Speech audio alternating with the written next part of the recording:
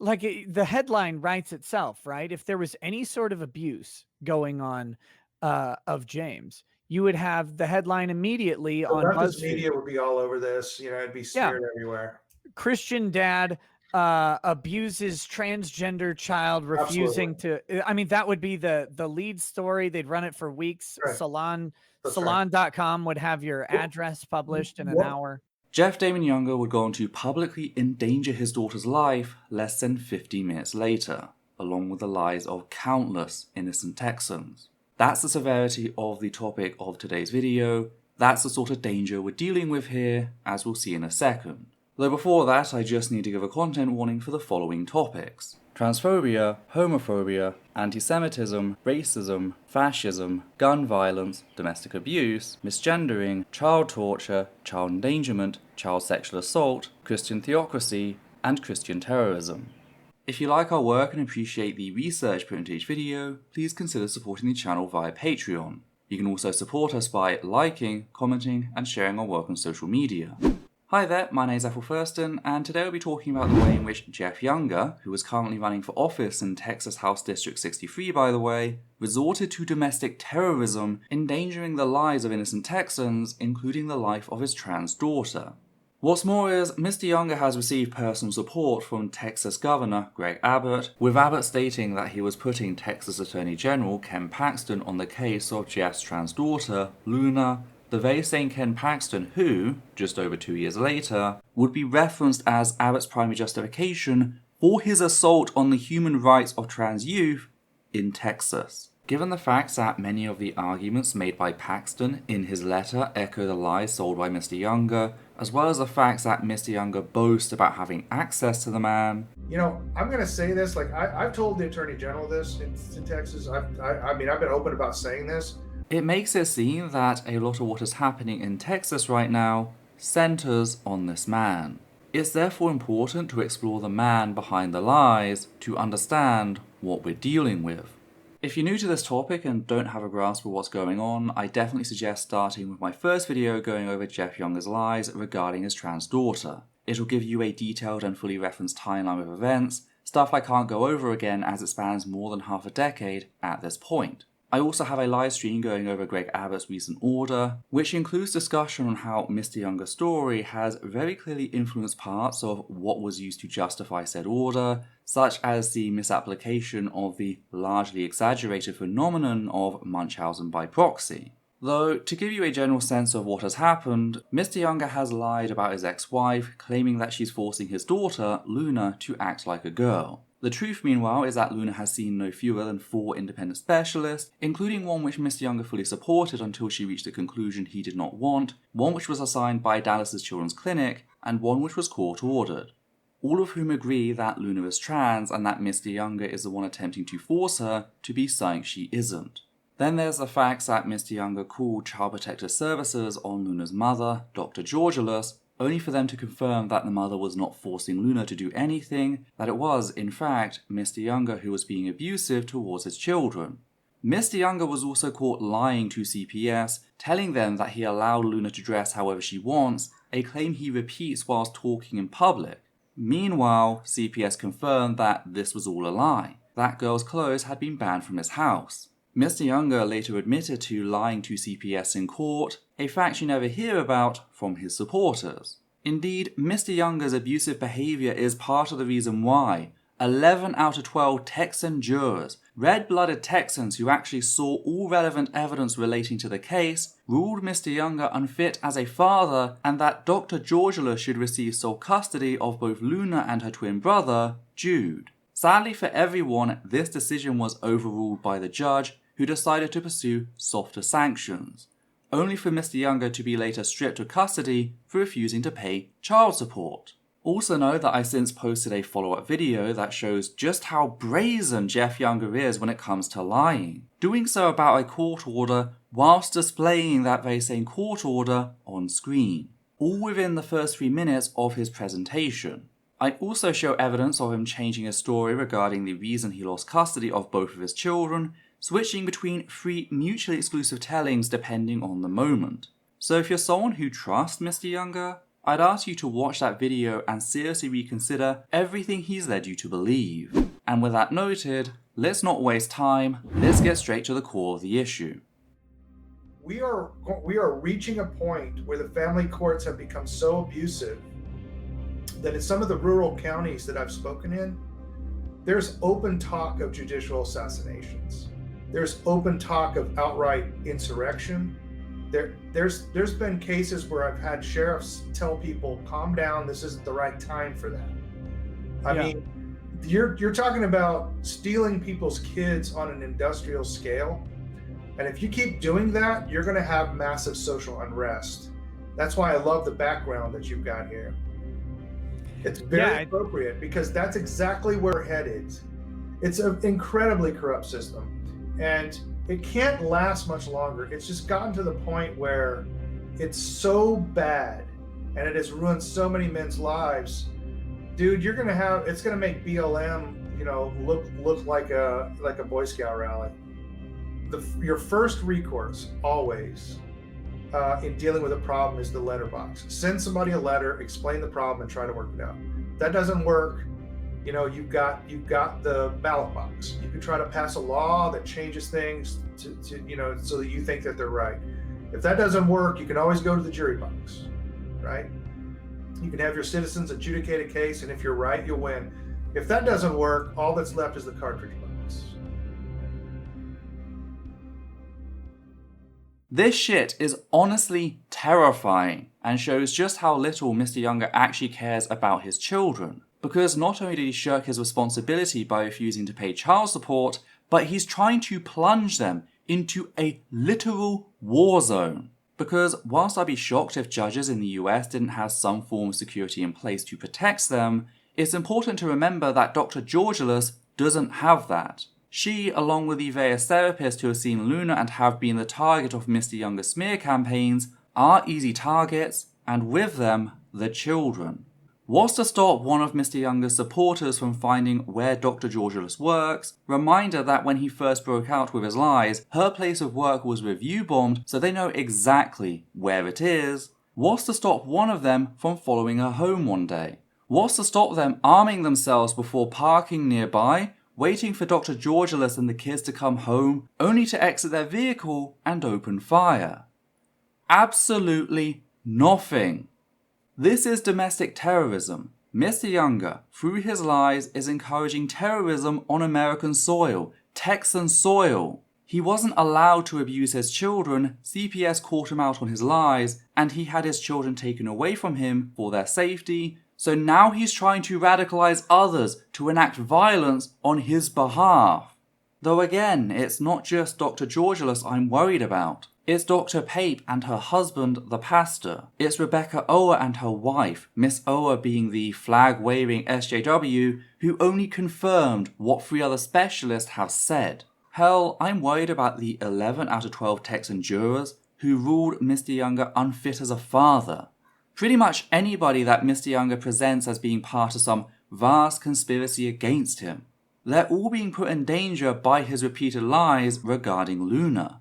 There's also the revelation that local sheriffs are helping Mr. Younger in doing this, telling people that they're right yet should wait until Mr. Younger is ready. Not many would-be politicians would boast about being involved with police corruption before even taking office, but there it is, in plain view of all. Not only has Mr. Younger failed to report these sheriffs readying to assassinate Texan judges, but they're helping him in his efforts. And rather than push back on that, the show's host, Nick Rokita, goes on to add the following.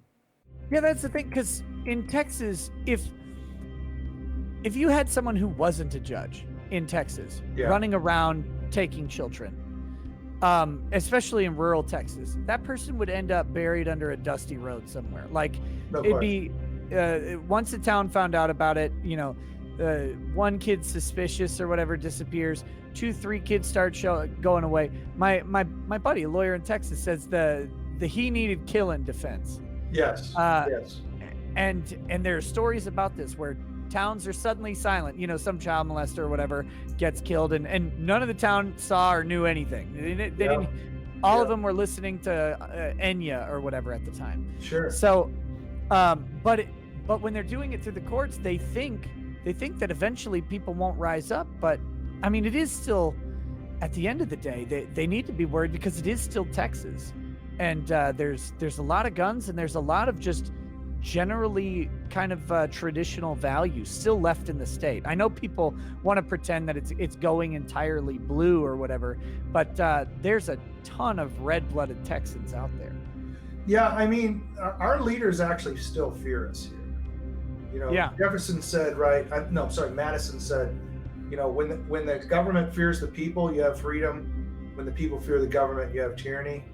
The government still fears us. Which is a narrative that Mr. Younger built on, declaring that I'm literally having to watch my son be abused right in front of my eyes every single day. Literally every day. And I consider this to be sexual abuse of a child. Reminder that Mr. Younger was stripped of parental custody due to abuse and neglect of the very children he's pretending to care about. And I wish that was all this amounted to. I wish people saw Mr. Younger for exactly what he is. A spiteful, abusive little man doing everything he can to hurt the people protecting his children. I wish that were the case, but sadly we've all seen how white Christian nationalists respond to these sorts of lies. We've seen the harm caused by QAnon and the satanic panic. We've seen how willing the right is to swallow such bullshit. There is a very real danger here in what Mr. Younger is presenting. He's not some bumbling fool, he's not some little man we can opt to ignore, though he rightfully should be. He's someone that is lying in every way he can to try and instigate violence against innocent Texans. All because, when faced with Mr. Younger's desire to abuse his children, they had the guts to stand up, do what's right, and tell him no. Of course, Mr. Younger is attempting to tread the line between hearsay and outright terrorism. Indeed, when I showed these clips before, many of Mr. Younger's supporters crawled out of the woodwork to argue this defense, claiming that he was merely reporting on what he'd seen and heard. And Mr. Younger is certainly smart enough to include such a disclaimer as he talks. We have an issue with family courts here, and you know, I'm going to say this, like I've told the Attorney General this in Texas. I mean, I've been open about saying this. I'm not advocating what I'm about to say, but I'm warning people about it. However, that disclaimer is void on one very important basis. He's lying. Returning to the example Rikita gave earlier, allow me to give you an analogy. Imagine that Rikita began claiming that a doctor had sexually abused his child whilst he was in the room. Imagine Rikita began doing the circuit, repeating these lies, talking about how others were getting ready to enact violence on his behalf, how he had sheriffs in his pocket telling them to stand back and stand by. Except there's incontrovertible evidence that proves the doctor could not have done what he's accused of, since not only is there no record of their appointment, but the doctor was at a conference in another country giving a livestream lecture, proving that Rikita's story was invented. Yet imagine that Rikita and his supporters ignored this and continued to promote the lie that the doctor had assaulted his child, talking about how, if something isn't done, violence will be the only option. That is until one day, the good doctor is found hanging in a tree. In that situation, Rikita would bear full responsibility for said violence, since it had been his lies and encouragement that had resulted in said murder. The same is true here.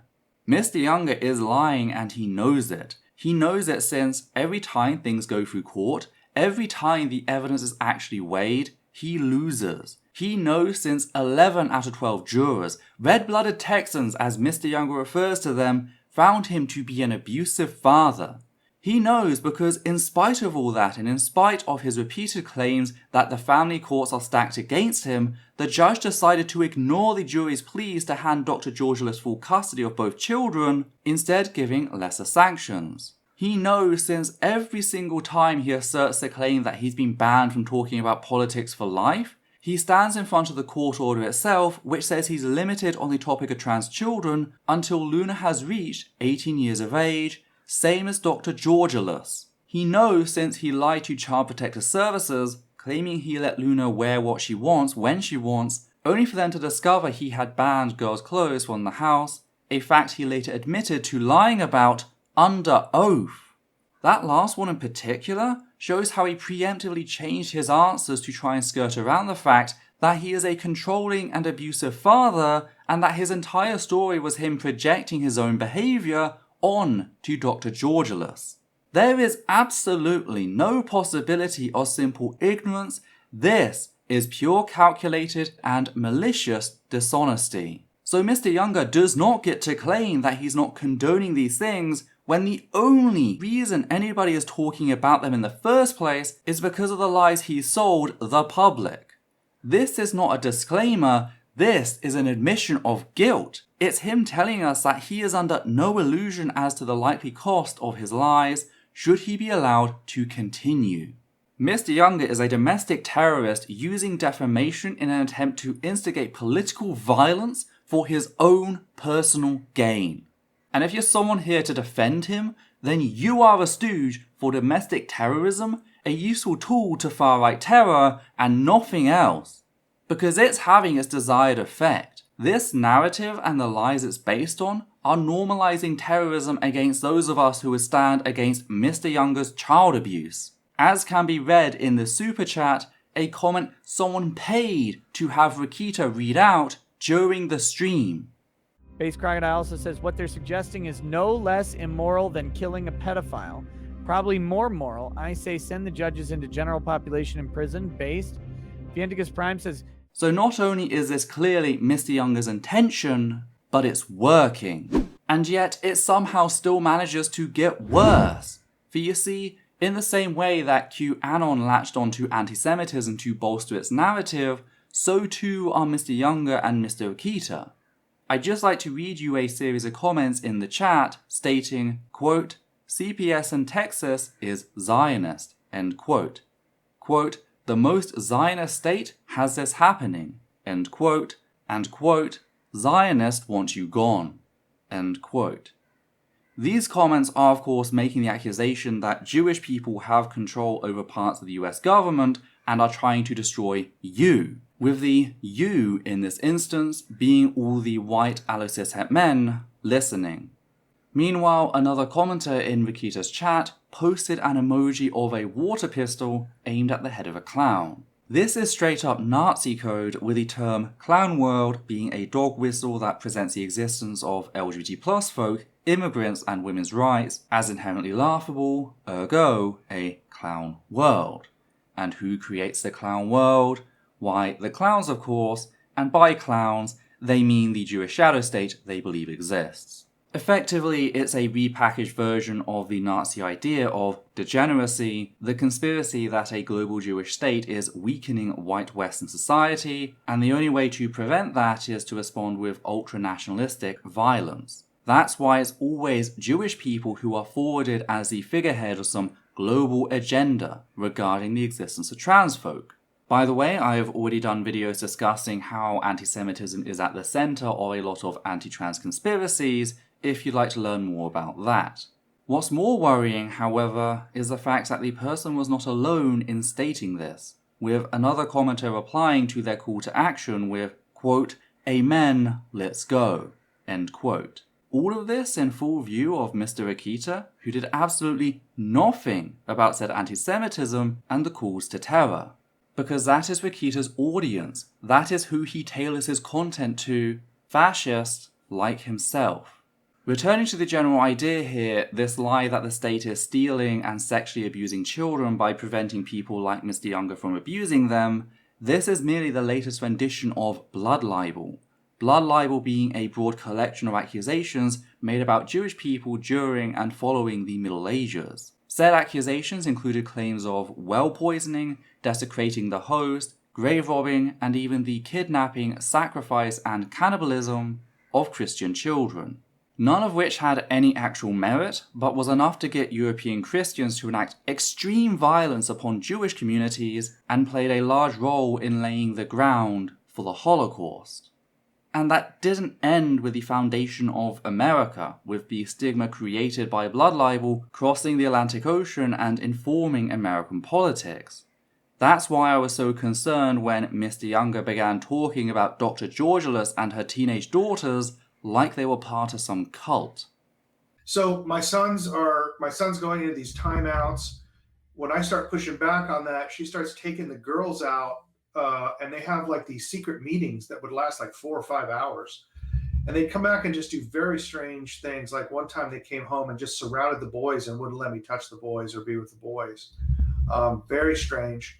And then eventually she filed for divorce and forced me out of the house, saying that I was psychologically bad for her daughters, and her daughters said they were depressed when I was in the house. So again, we've seen what happened with QAnon and before that the Satanic Panic, as well as countless other instances. Mr. Younger is playing an incredibly dangerous game with other people's lives, including the lives of children. He's already helped American fascism gain a stronger foothold in the US overall, something that is already destroying the lives of trans people and will ultimately harm the lives of all of its citizens. This is not a laughing matter. We need to start taking things more seriously, and part of that is accurately labeling what Mr. Younger and his supporters are doing. This is terrorism. Mr. Younger is recruiting fascists to help legitimize his threat, and he's being helped by people like Rikita to do it. That's what every platform that gives Mr. Younger a space is doing. They're allowing this terrorist to recruit more impressionable minds with his lies. That's what the Republican Party is doing in allowing him to run for the Republican candidacy spot in House District 63. That's what Greg Abbott did when he tweeted out and gave Mr. Younger's case legitimacy. Because the violence has already begun, with Mr. Younger's lies being used as justification to enact genocide in states such as Texas and Idaho. How much longer do we have to sit by as this man continues to feed fear and tension in the hopes of forcing his way upon everyone else? Does someone have to die before we begin taking this matter seriously? Can we really afford to wait that long? I ask you these questions in hope that they may act as a wake-up call. Get the message out there. Don't let people ignore the facts that every time they help this man spread his lies, they're doing the work of a domestic terrorist. Force them to confront the immorality of their own actions and hold them to it. Anytime someone makes claims about trans indoctrination, remind them that those are the lies of a terrorist who is willing to murder innocent Americans in order to be allowed to abuse his children. Bring Mr. Younger's lies and his terror into the light. Make sure everyone knows exactly what he is and what people like Greg Abbott are supporting. Maybe then we'll see some actual change. If you appreciate what we do here, please consider becoming one of our wonderful patrons who make all this possible. We rely heavily on your support to put food on the table and keep a roof over our heads. On that note, we'd just like to thank the following people: Matthew Kovac, Hannah Banghart, Gerrit Van Voorst, Cthulhu, Sosh Daniels, Higgins the Seagull, and Flynn. And for myself, Adita and Levi, take care now.